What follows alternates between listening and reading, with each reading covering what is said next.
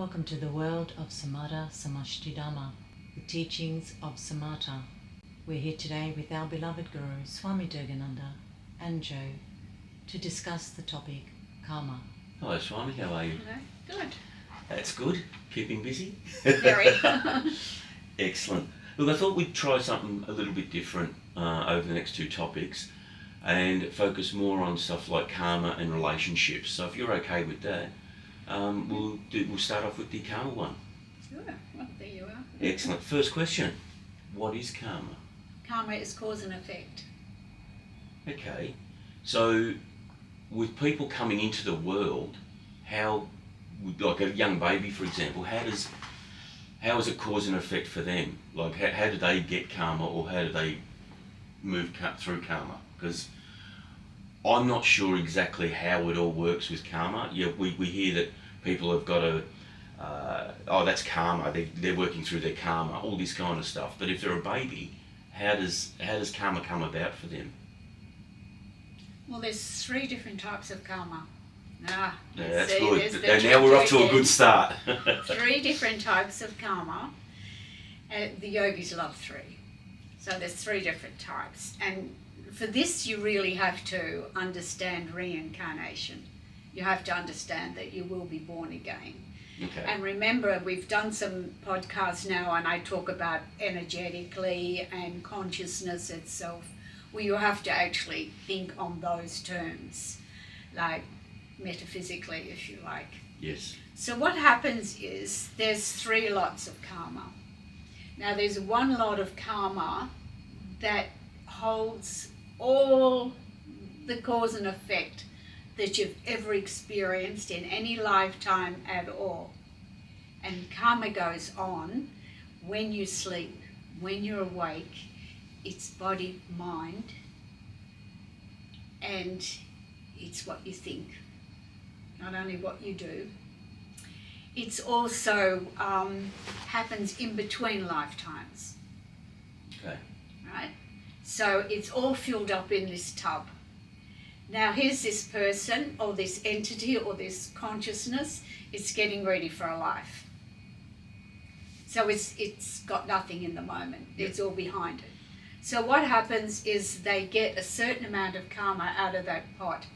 Now, you can't tell if it's last life, 10 lifetimes before, whatever. Mm-hmm. It's all comes in, but what you get with it is the ability to overcome it. Okay. To make it from negative to positive, if you like. Because the positive karma is also good. So can that be the power of your mind working through that? No. No, we're not finished yet. No, okay. So what happens, you've got this life and you're born. And each fetus, if you like, is a beautiful blue colour. The aura is blue. But the moment it's born, it changes. Yep. Because it becomes contaminated. You know, people pull it out, hit it, whatever, and it's all contaminated. So there's your journey starts. Yep.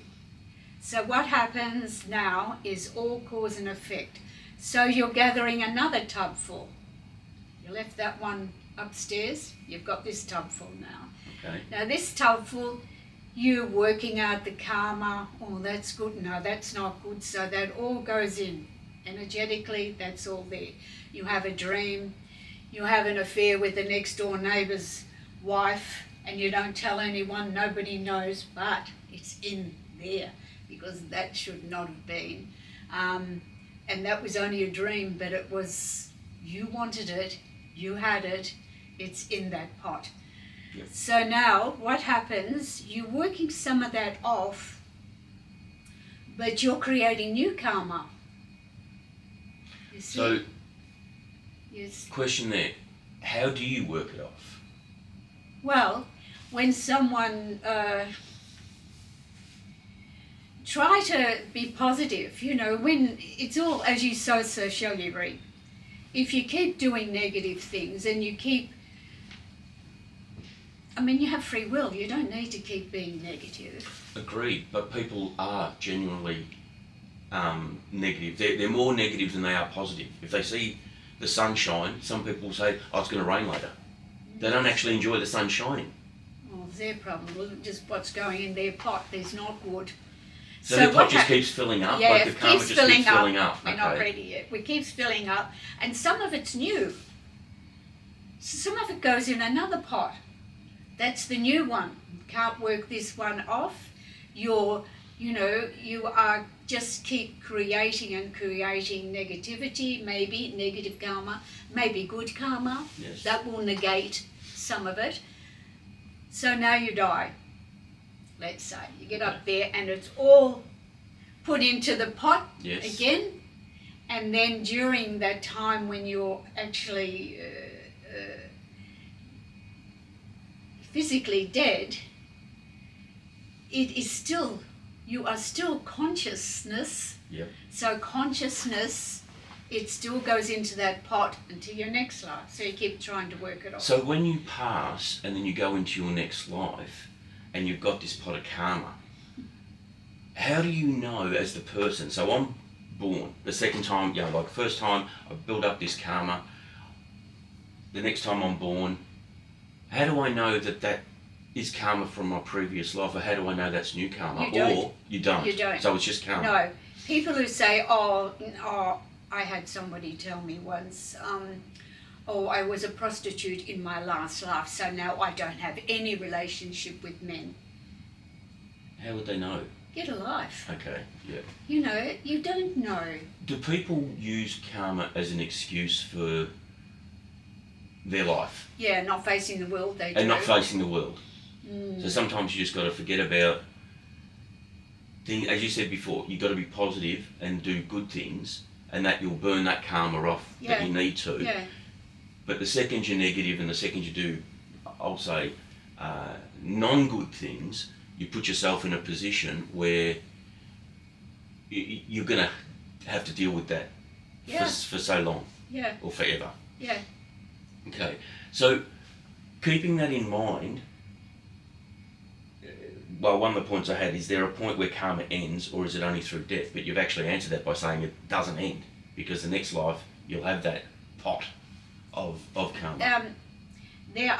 You become a karmic, but that means there's no karma left. You're not making good, you're not making bad. It is just you are. But there you have to be, you have to evolve astrally for that. I was going to say that was going to be the question. How do you get to that point? Till you are just,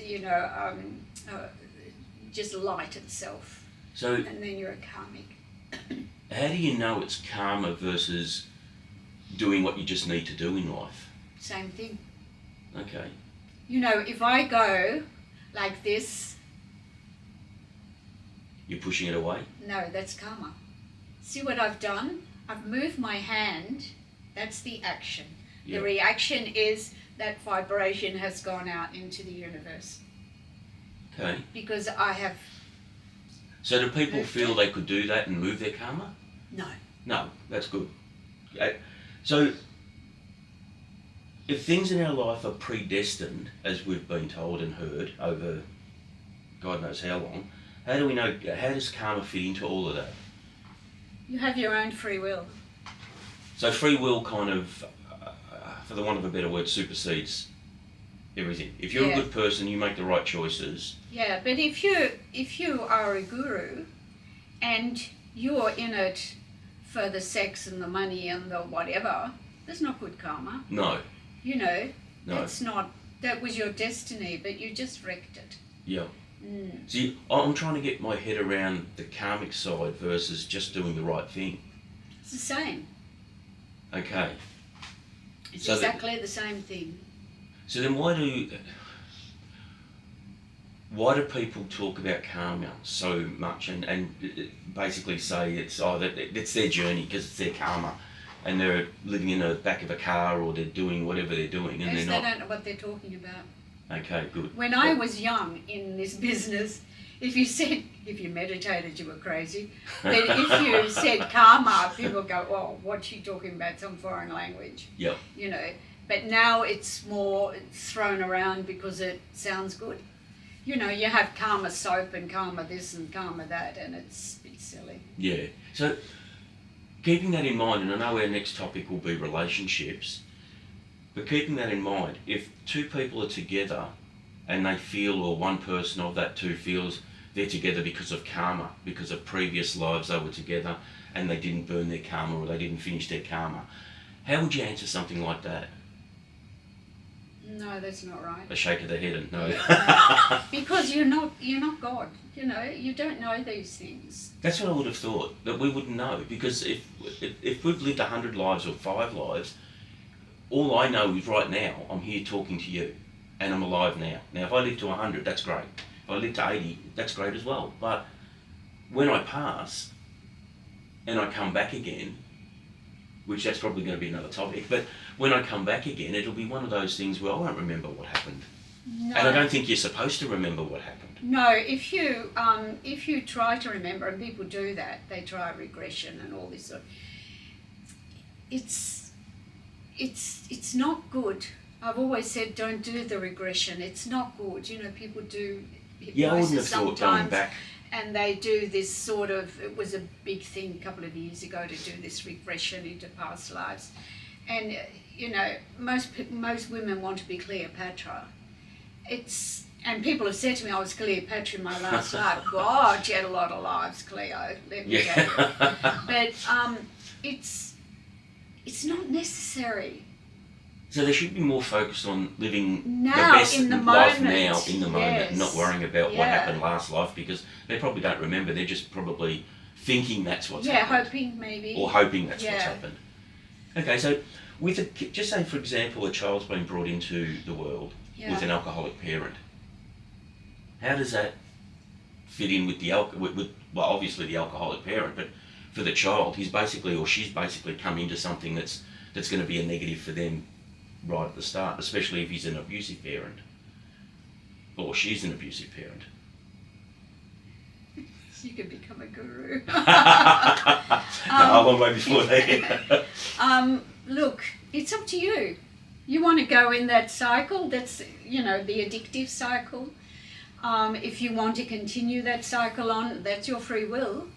So for me You can. personally, there was an issue when I was growing up, and I wanted to, and I love my parents, and I still love my parents, but for me it was a reverse role model type of setting for me.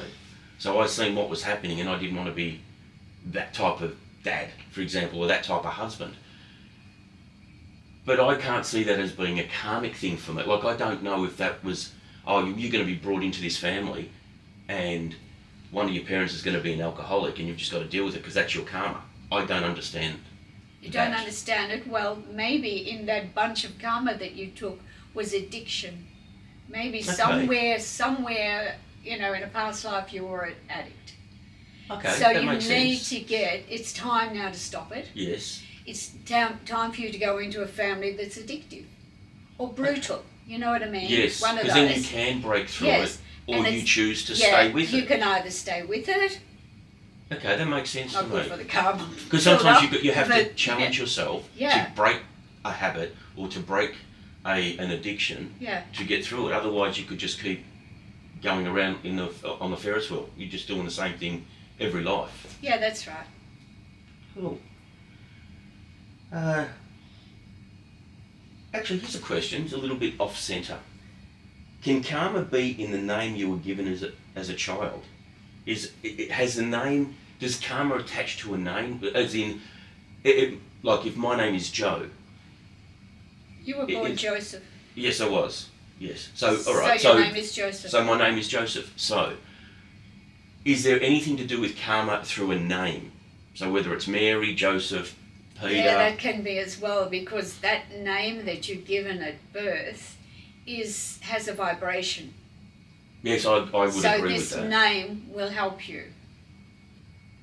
Okay, with some of the latest names that are coming about at the moment. Ridiculous. Yeah, so how can a name, look, the way I'm trying to think, and I know I'm thinking a little bit outside the box, but if it's my karma and my name is Joseph, I never gave myself the name Joseph. Someone gave me that name. So my parents obviously that's gave me okay. that name. So that's okay. That's okay. Okay. Yeah. Oh, that's good. Do people put too much emphasis on karma when in fact they should just live their life the best way they can versus blaming karma on every bad thing that happens. Yes, that's true. Absolutely. You can't blame karma, it's your fault. That's good. That's Yeah, good. I really believe that. You know, if you do something wrong, it's your fault. Yeah, you should be accountable for your own actions, Yeah. bottom line. And you will be accountable. Yes. You know, and you will be accountable even in your dreams. People think, oh, that's okay, I'm thinking that, so. Or, you know, when people meditate, they're actually off with a pixie or something, having a nice little drama going on. That's karmic. You know, you're not going to get away with that. Yeah, that's karma. Brilliant. Have you got anything you'd like to add to the karmic topic, Swami, that I haven't mentioned or haven't asked you that might help the audience? No, but I remember I didn't put in the book the names of those karmas. The one, the karma is Sanchita karma, that's the all the karma that has ever been done. The next one that you've got and you're going to work through, that is Prarabdha karma. That is now being made, being done. You're making it, yes. It's all happening. And the other is Kriyamana karma. So that's the karma that you added during this lifetime. Oh, right. Yes, they're the names of them, and then they all get brought back and put in the bin, and off we go again. So what you're saying really is you need to write another book. Great, thanks Swami. On that note, we'll leave that one, and thank you for your time. Thank you for joining us in another episode of the Teachings of Samata. For further information regarding these teachings with Swami Durgananda and her products, please check out the website below. To follow on with this journey, please subscribe for more.